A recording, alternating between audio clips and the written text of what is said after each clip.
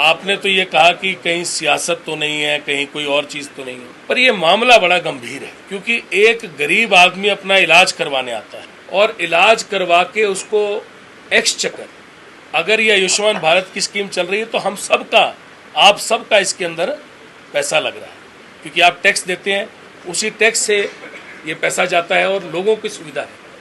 अगर इसके अंदर किसी अस्पतालों ने फ्रॉड किए हैं तो मुझे लगता है कि जांच एजेंसियों ने अपना काम तो करना ही है। अगर ये फ्रॉड हुआ है तो इससे बड़ा गंभीर फ्रॉड नहीं हो सकता और कई जगह पे ये पाया गया है। तो मुझे लगता है ये जो जांच एजेंसियां अपना काम कर रही हैं इस फ्रॉड के ऊपर, ये बड़ा ज़रूरी काम है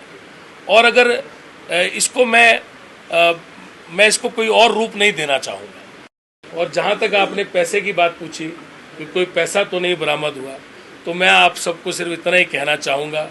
कि मेरे निवास स्थानों पे घर के खर्चे के लिए कुछ पैसे होते हैं, तो जितने घर के खर्चे के लिए आपके घर में पैसे होते हैं उतने ही मेरे घर के खर्चे के लिए मेरे घर में पैसे थे। मेरे निवास स्थानों पे उससे ऊपर कुछ भी नहीं था। अपना घर का खर्चा, आटा दाल चावल, जो आपकी सब्जी सुब्जी आती है, उससे ज़्यादा पैसे मेरे किसी भी निवास स्थान पे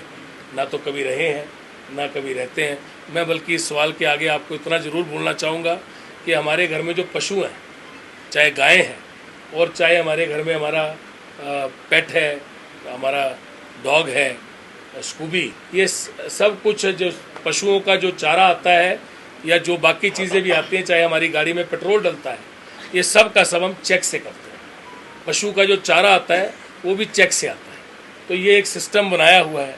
बड़ा पुराना विकास पुरुष श्री GS बाली जी ने,